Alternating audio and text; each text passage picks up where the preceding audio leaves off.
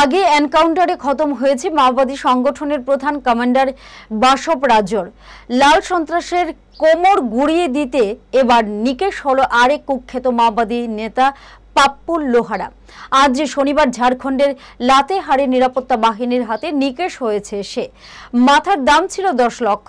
ফলে 2026 সালের মধ্যে মাওবাদী মুক্ত দেশ গড়ার যে লক্ষ্য স্বরাষ্ট্রমন্ত্রী অমিত শাহ নিয়েছেন তা আরও এক ধাপ এগুলো।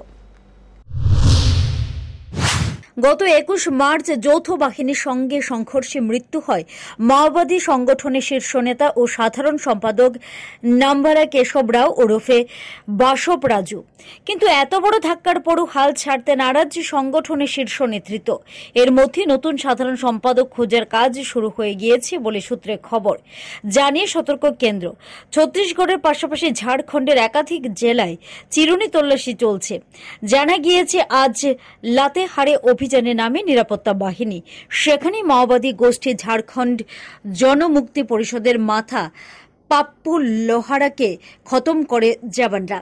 নিকেশ হয়েছে তার সহযোগী প্রভাত গঞ্জু, যার মাথার দাম ছিল 5 লক্ষ টাকা। এই দলেরই আরেক সদস্যকে জখম অবস্থায় গ্রেফতার করা হয়েছে।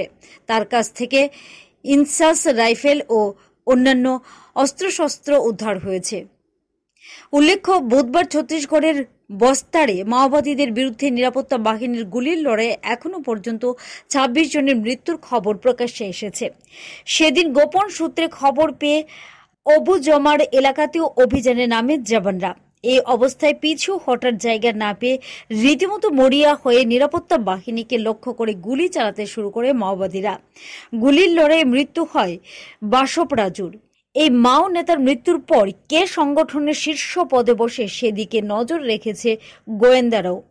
আপাতত 2 জনের নাম গোয়েন্দাদের কাছে এসেছে বলে স্বরাষ্ট্র মন্ত্রক সূত্রে খবর, যদিও সংগঠনের তরফে কোনো বিবৃতি জারি করা হয়নি।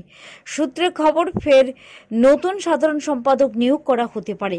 যে 2 জনের নাম নিয়ে আপাতত আলোচনা শুরু হয়েছে তারা হলেন পলিট ব্যুরোর সদস্য বেণুগোপাল ওরফে সোনু ও দেবজি তিরুপতি।